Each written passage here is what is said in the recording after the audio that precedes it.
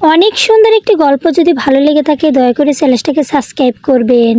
আমার বিয়ের দিন আমি নিজের চোখে দেখলাম আমার বড় ভাই রাফিন চুপ স্বরে আমার পানির গ্লাসে কিছু একটা মিশিয়ে দিচ্ছে। আমি চিৎকার করিনি, কাউকে কিছু বলিনি, নিঃশব্দে সুযোগ বুঝে আমার গ্লাসটা ওর গ্লাসের সঙ্গে বদলে দিলাম। তারপর সেই গ্লাস তুলে ঠোঁটের কোণে এক চিলতো হাসি ফুটিয়ে বলল, অভিনন্দন ছোট বোন, আমার চমকটা আর একটু পরেই দেখতে পাবে। আমি শুধু মুচকি হেসে তার দিকে তাকিয়ে রইলাম। তারপর সে নিজের হাতেই সেই পানিটা শেষ করে ফেলল। মাত্র 30 মিনিট পর পুরো বিয়ের অনুষ্ঠানে উপস্থিত সবাই এমন এক দৃশ্যর সাক্ষী হলো যা কেউ কোনো দিন ভুলতে পারবে না। ঠিক 30 মিনিট পর রাফিনের মুখের সেই আত্মতৃপ্তর হাসি একেবারে মিশিয়ে গেল সে অভিজাত 5 তারা হোটেলের বিশাল বলরুমে সাজানো পানীয়ের টেবিলের পাশে দাঁড়িয়েছিল। এক হাত দিয়ে টেবিলের কিনারা শক্ত করে ধরে রেখেছে আর তার মুখের রং মুহূর্তে ফ্যাকাশে হয়ে যাচ্ছে। চারদিকে তখনও ঝলমলে আলোক, সজোজা সাদা গোলাপের মনের মুগ্ধ ঘ্রাণ সাজ, বেহুলার সুর আর শত শত অধীর আনন্দ উল্লাসে ভরে আছে পুরো হল রুম। কাউকেই বুঝতেই পারেনি ঠিক সে মুহূর্তেই রাফিনের সাজানো মুখোশ ভেঙে পড়তে শুরু করেছে। কিন্তু আমি বুঝেছিলাম, কারণ বৃদ্ধতা চলার সময় থাকতেই আমি তার প্রতিটি নড়াচড়া লক্ষ্য করছিলাম। রাফিন সব সময়ই ভাবত আমি খুব সরল সহল, আমি কোনো দিন তাকে সন্দেহ করব না। পরিবারের অশান্তি রক্ষার জন্য আমি সব অপমান চুপচাপ সহ্য করে যাব। বছর পর বছর সে আমার নীরবতার সুযোগ নিয়েছে, তাই সেই দিনও তার বিশ্বাস ছিল আমি কিছুই টের পাবো না। সে খুব কৌশলে নিজের শরীর দিয়ে আমার দৃষ্টি আড়াল করলো। তারপর শার্টের হাতের ভেতর লুকিয়ে রাখা ছোট একটি ভাঁজ করা পকেটে বের করে তার ভেতরে গুজে আমার পানীয়ের গ্লাস ঢুকে দিল।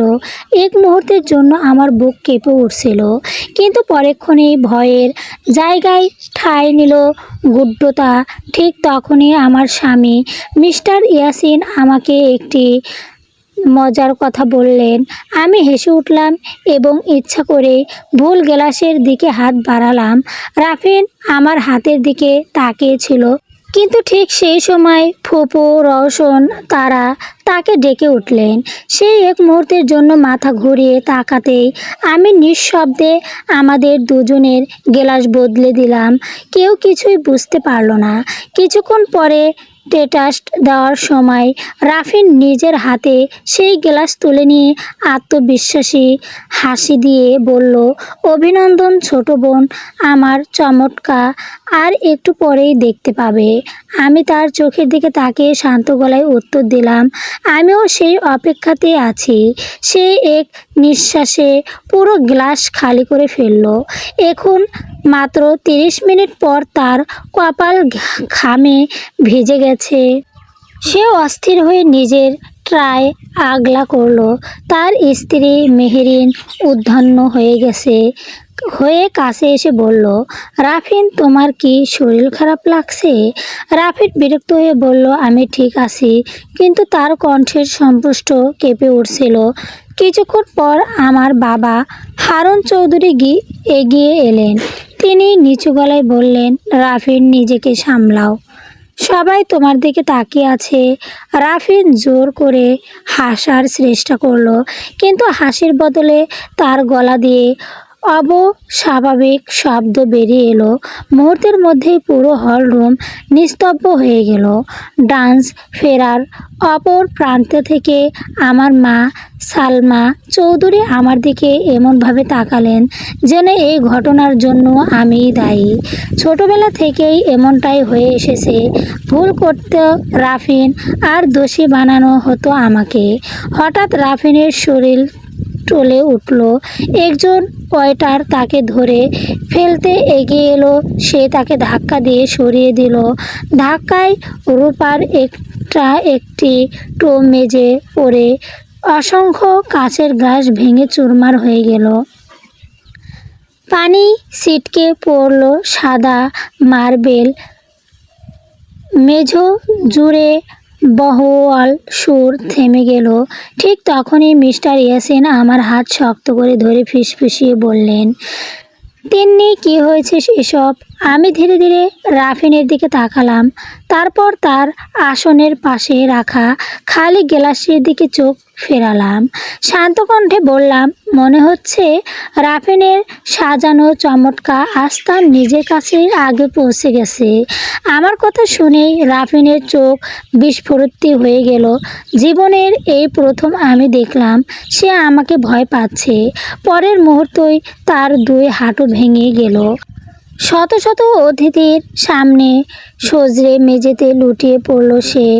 আর সেখানে থেকে শুরু হলো এমন এক সত্তর উদাচন যা শুরু আমার বিয়ের অনুষ্ঠানেই নয়, আমাদের পুরো পরিবারের মুখোশ খুলে দিতে চলছিল। দ্রুত লিখব। পুরো বলরুমে এমন নীরবতা নেমে এলো যেন কাউকে সেকেন্ডের জন্য সময় নিজেই থেমে গেছে। মুহূর্তর আগেও যেখানে হাসি, করতালি আর বেহুলার সুরে চারপাশ মুখর ছিল, সেখানে এখন শুধু আতঙ্ক ভরা নিঃশ্বাসের শব্দ শোনা যাচ্ছে। রাফিন সাদা মার্বেলের মেঝেতে হাঁটু পড়ে আছে। তার কপাল বয়ে ঘাম ঝরছে, বুক দ্রুত ওঠানামা করছে, আর চোখ দুটো বিস্ফোরিত হয়ে আমার দিকে স্থির হয়ে আছে। সেই চোখ প্রথমবারের মতো আমি ভয় দেখালাম। যে মানুষটা সারা জীবন আমাকে দুর্বল ভেবেছে, সে বিশ্বাস করতে আমি কখনো তার বিরুদ্ধে দাঁড়াতে পারবো না।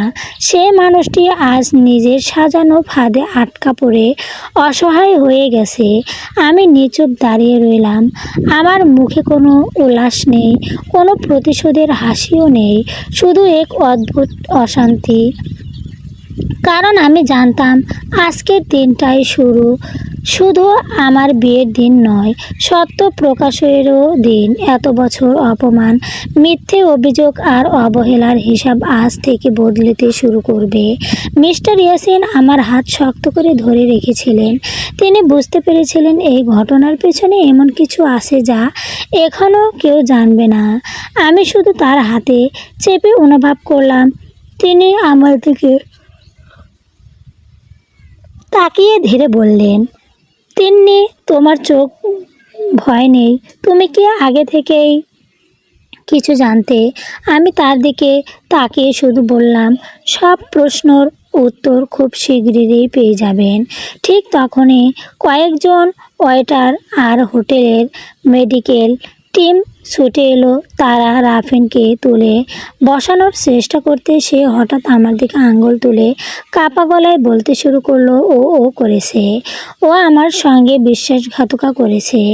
তার কথা পুরোপুরি শেষ হওয়ার আগে বাবা হারুন চৌধুরী গর্জনে উঠলেন, তেমনি আবার কি করেছে তুমি? এত বড় ঘটনার মাঝেও বাবার প্রথম সন্দেহটা আমার দিকে এলো। এতে আমি একটু অবাক হলাম না। ছোটবেলা থেকে এটাই দেখে এসেছি, রাফিনের ভুল মানে আমার শাস্তি। আমি যখন 10 বছর রাফিন বাবা অফিসের গুরুত্বপূর্ণ কাজ নষ্ট করছিল, কিন্তু সবাইকে বলেছিল আমি করেছি। সেই দিনও আমাকে না শুনেই বাবা সবার সামনে চড় মেরেছিলেন। মা তখন শুধু দাঁড়িয়ে দেখেছিলেন। তারপর স্কুল জীবনে আমার প্রতিটি অজানাকে আফিন নিজের প্রভাব দিয়ে ছোট করে দিয়েছে।